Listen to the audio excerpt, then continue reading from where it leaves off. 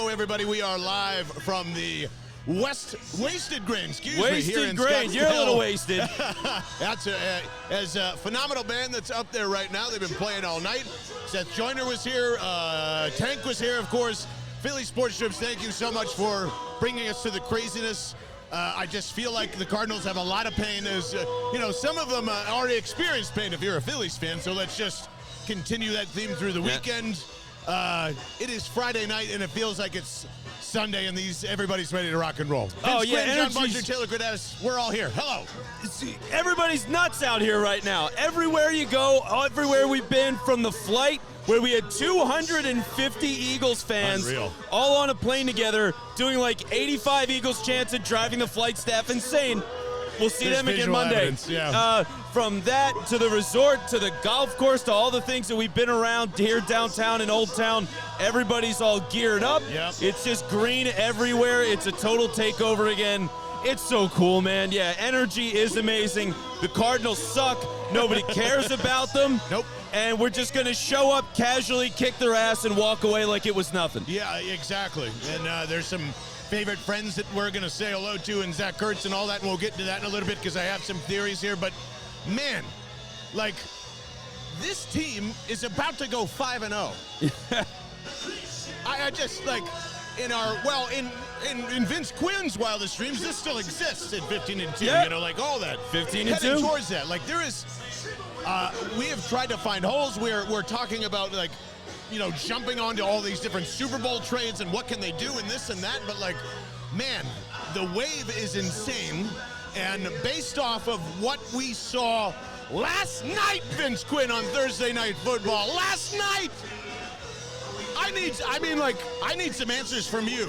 All right. Like, Jesus, we're looking at Jalen versus Kyler, and yes, I might have been interested in trading a bunch of first-round picks for Kyler Murray, and, like, there's Russell Wilson, and there's Jalen, and, like, no one expected this to be here, and I want to know why you're still currently defending Russell Wilson at any regard, at any time, and, like, this is insane how good Jalen Hurts is, man. Well, look, it's insane. But that's not relevant today, okay? What Jalen Hurts is doing with this team and the coaching staff and all that is not relevant to what's happening in Denver, okay? They are different worlds. So, with that being said, first off, Nathaniel Hackett's a war criminal, and he needs to be investigated and thrown in jail immediately. Guy has no idea what he's doing. Penalties, drops. They play 3 tight ends all the goddamn time.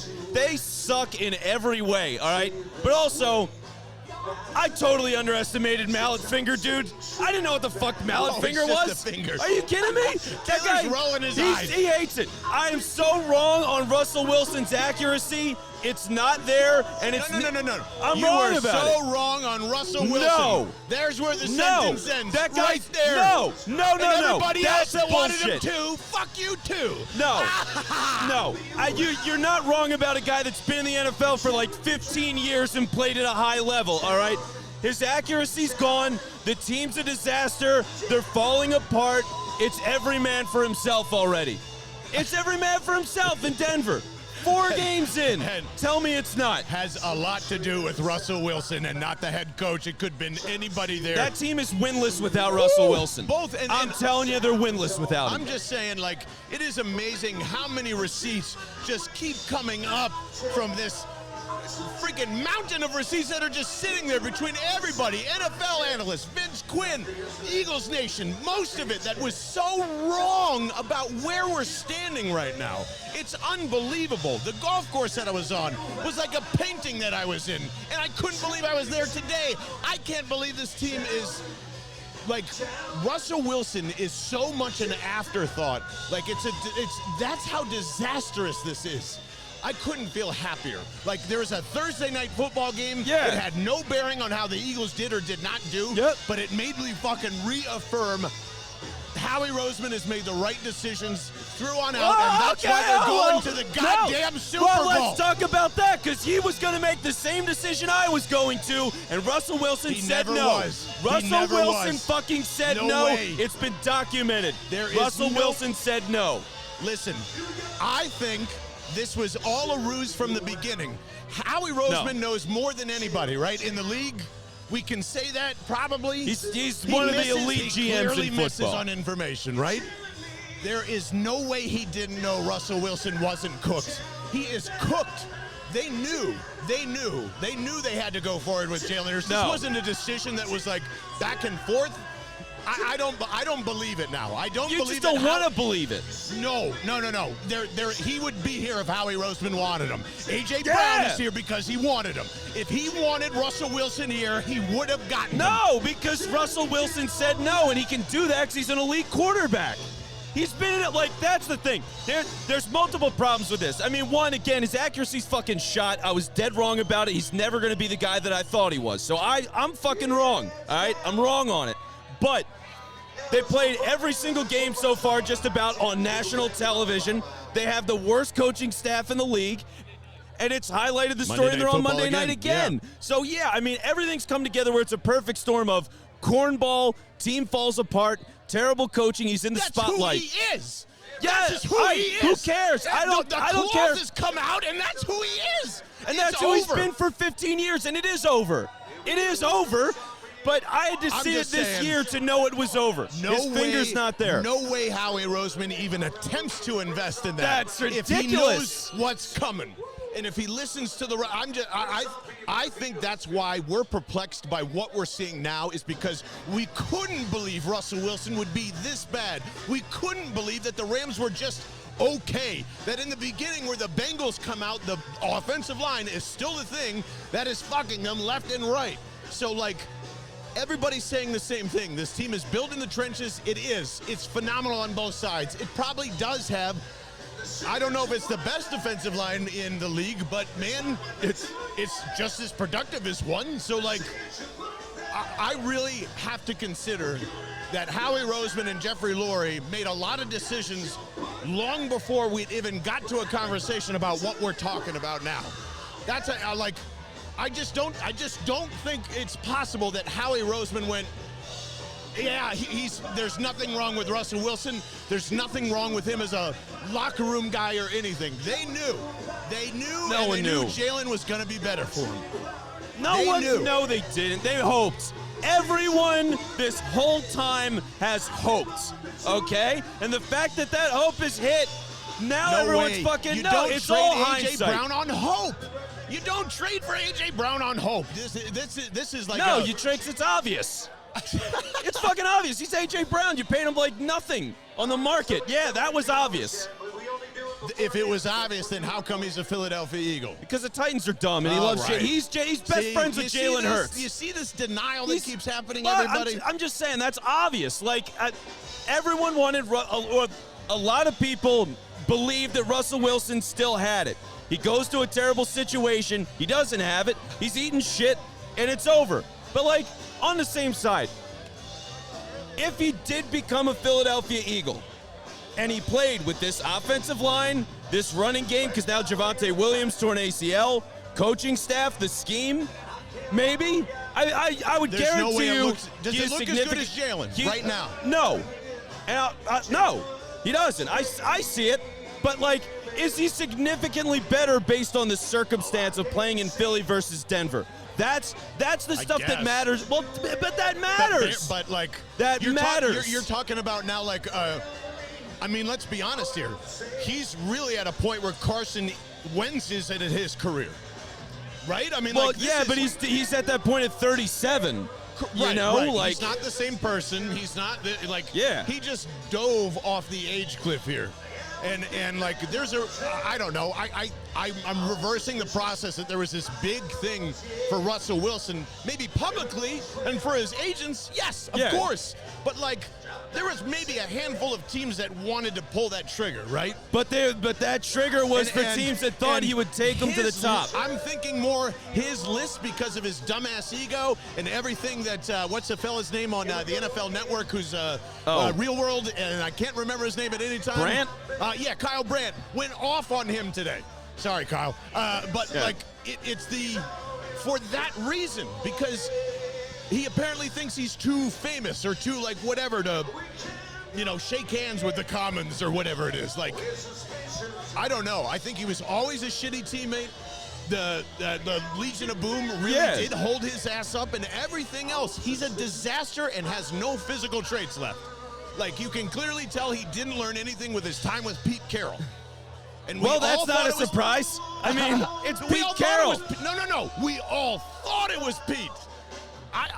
They're winning with Geno Smith right now. They are winning with Geno Smith. So, I get it. But plenty of great quarterbacks and great players in any sport can be shitty teammates. Is Aaron Rodgers a great teammate?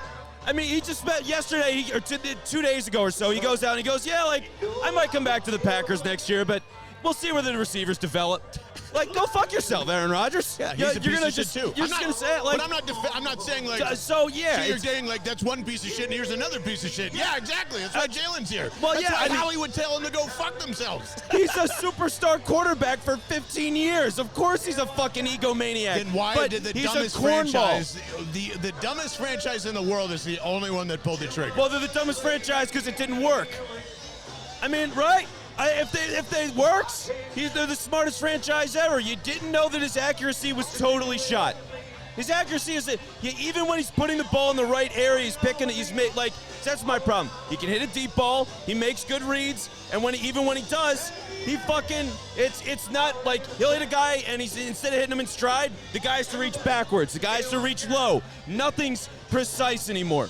He doesn't, I thought last year he rushed himself back, his fingers fucked up, but he'll be fine. He'll have the whole offseason. Right. It's every player comes back fine now. I saw Adrian Peterson tear an ACL and run for like 1,500 yards the following year at like 36. You know, I was just like, injuries don't matter. He'll be fine. I was wrong. Anytime, if a quarterback ever gets mallet finger ever again, ditch him.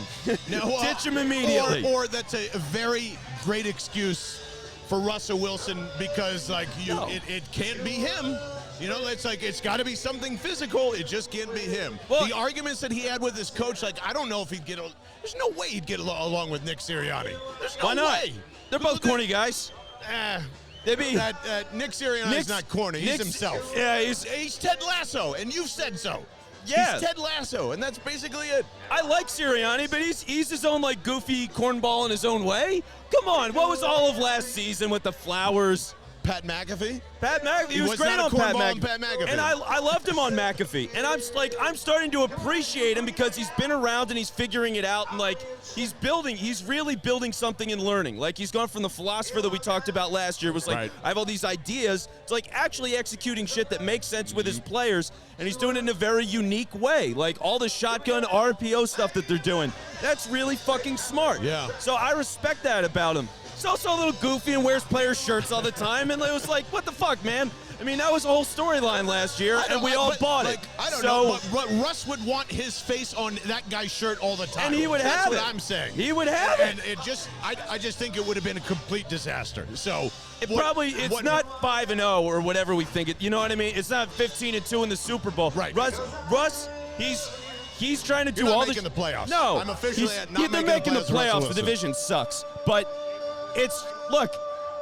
That whole thing's a disaster. It's all so bad that he's not the same guy. He'll never be the same guy. But that is such an atrocity. And I look at Jacksonville and I go, okay, Urban Meyer, ruined that team. Yep. Competent head coach comes in. Competent. I don't think Doug's amazing. I think Doug is solid. I'm so sick of listening to Vince Quinn talk about coaching. I'm moving on. But I can't even stand it. Doug, that's unreal. How can you just say it's coach? Game. That's a coach. That's a fucking coach. You mean the offensive mastermind head coach that's calling dump passes on a 3rd and 16 every time because they're in 3rd and 16 because they're always committing penalties and they can't run any good plays? I mean, it's ridiculous. The coaching matters so much. He is a fucking failure, but it's trendy to make fun of Russ. It's easier to make fun of Russ. He's getting all the heat. And I don't like the guy, but the player was fucking good. It's over though. It's over. Speaking of players who used to be good that are no longer good, Zach Ertz. And I like Zach. Trust me, the person, it was fantastic. But like, here's the thing I've been thinking of all week. Sure. One, don't you think Zach Ertz is in a living hell in that locker room? Yeah. Between Kyler, like, how do you deal with that?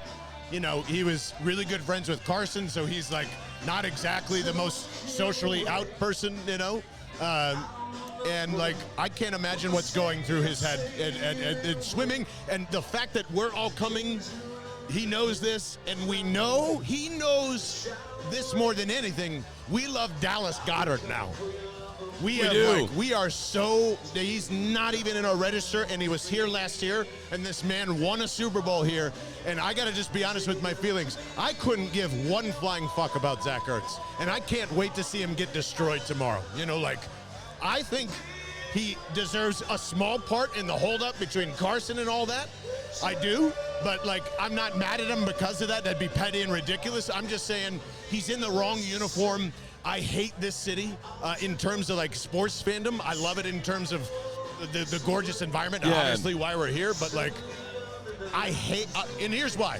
I got PTSD, all right? I was here in 2008, got beer dumped all over me. We lost the NFC Championship game. You've heard that a million times. Like, I need a win here so bad, but I don't need a win. I need for a bunch of different reasons, not just because of Zach. Kyler Murray was touted as far and above Jalen Hurts, and I already said I accidentally used his name during the offseason and all of this. Yeah. I want this team gone. I want Cliff Kingsbury fired. I want the same embarrassment that Vince Quinn feels right now about Russell Wilson when everybody's walking out of that stadium like, give me a 40 burger and make them score 3 points or 8 points or something ridiculous. I feel that's going to happen tomorrow. They have never won in this stadium, and this team is destined to go to the Super Bowl and come back here. So, like, send the message, and I think it does get sent. I don't think it's like this is the first game that they will come out and they will score points in each quarter. That's my prediction. Yeah, look, Arizona's got a lot of problems, and as we know, Kyler Murray does not study, all right? Kyler Murray does not study. Proven now. They had to write a fucking clause in the contract, which he signed, and then they were like, oh, by the way, we shouldn't have done that. We're really sorry. Everything's fine. No, he studies very hard. Trust us. We really believe in him. Totally fine. So, yeah, I mean, that was such a joke. So, like, think about the way the Eagles play defense. All the simulated pressure stuff. He's going to be going up against that. Does that lead to a dumb interception to, like, Hassan Reddick? Yeah, fuck it. Why not? I'm calling a Hassan Reddick interception because Kyler Murray does not study, and I think there's, like, a Call of Duty special event going on right now. Good. And well, that's what I was thinking. Should we? Yeah. I mean, we are here. We have got 24 hours. Let us know. 215-509-5833. Should we find in our, like, just a PlayStation and just set it up and just get a tournament going? Like, I don't know. How can we distract Kyler Murray 12 hours before the game? Yeah, I'm down for any ideas. We should just go like, bro, you totally suck at Call of Duty, and tag him.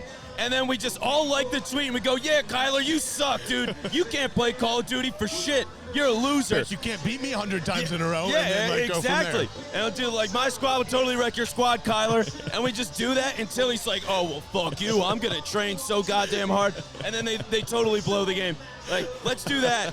I'll gladly tweet him that he sucks at Call of Duty. And by the way, I am not opposed to if you know where the Cardinals are staying and you know the room numbers and the phones, just send it to us. I will gladly wake them up all night. That'll be my job. That's fine. So I want to throw that out to everybody out there too. There we go. I like that idea.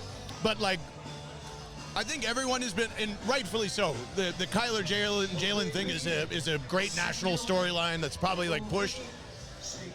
But man, like, I think this is Goddard's game, man. I think they're going to force the ball to him for the exclamation point, because that's what Nick Sirianni does too. He will absolutely, thanks to Pat McAfee, by the way, get Jason Kelce goal line carries. So I think they are going to operate and just go to Dallas Goedert. Because here's what I know. I know that they're not friendly, but I know that they don't respect each other. You know, like, I think it's like that. You know, and I get it. I think that was missed while that was all going on. So I really feel, and play him in fantasy. Please play him in fantasy. He's going off tomorrow. Yeah, he's probably scoring a touchdown. I'd lock that in. That's a good bet. It's a good bet. Yeah, like, Zach Ertz is so interesting, man, because he had such a crazy career. I mean, can't block at all, gets killed for it. What was it, the Cincinnati game all those years ago? The Olay block.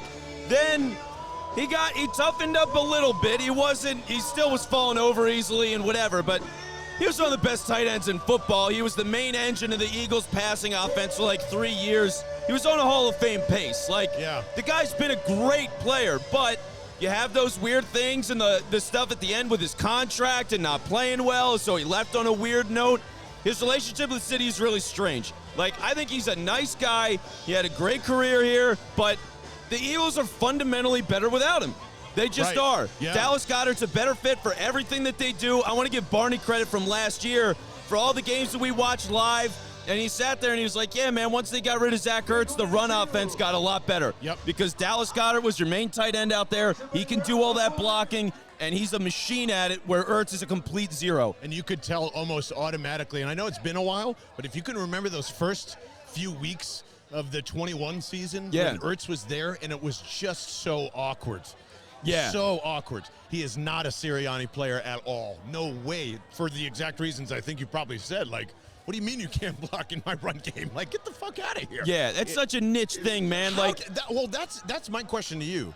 How did he last like he did as a tight end? Because you were even telling me Selleck's was your guy from the beginning, and it's kind of like this was his coming out party too in Arizona, which is odd during that championship game. But like between Selleck and Goddard, like Ertz is weird compared to those two guys. Well, he is, but think about it. He's part of the evolution of the tight end as we've seen it, right? Chip like, Kelly too. All these guys were blockers before, and it's rare. Like the true superstar is the guy that can do both well. Travis Kelce, George Kittle, now Dallas Goedert. Like it's those kinds of guys, but. Dude, I mean, thinking about the way you look at Kyle Pitts, everyone's like, oh, you can line him up wide, although he's not doing shit for people in fantasy, apparently, and that's getting them very upset. It's being weird, so too. RIP to your shitty fantasy teams. But for Kyle Pitts, the idea you can line that guy up all over the place, and he's a matchup problem, Zach Ertz is part of that. Like, that's what he did. Tight ends that could not get covered by the linebackers, dominate from the slot, and make space there. Because also, too, think about this. I mean, that time for Ertz when he's at his peak is when the league is just starting to get into RPOs and changing the way that they attack the middle of the defense and all that. So it's just, he was right there at that right time. He was dominant then. Now he's just like, he belongs on the Rams. I don't even what I mean? I don't think he belongs in the league anymore. Like it's not his fault. It's just like, Time catches up with everybody if you're a certain style for a certain era. And then, like, even Jimmy Graham, like, I look at him and Ertz as, like, the same kind of guy. I was like, very fantastic in a particular offense as a wide receiver. Then you go out of that, and you're useless. You're just a thing. You're just dead weight that has decent hands, It's a lot like that. And I think if he wasn't in Philadelphia, his career probably wouldn't have been the same at all. Let me give you another fun analogy here. It's kind of like Jason Witten. Yes. As a receiver, right? And Witten did it for forever. So as long as he's good that...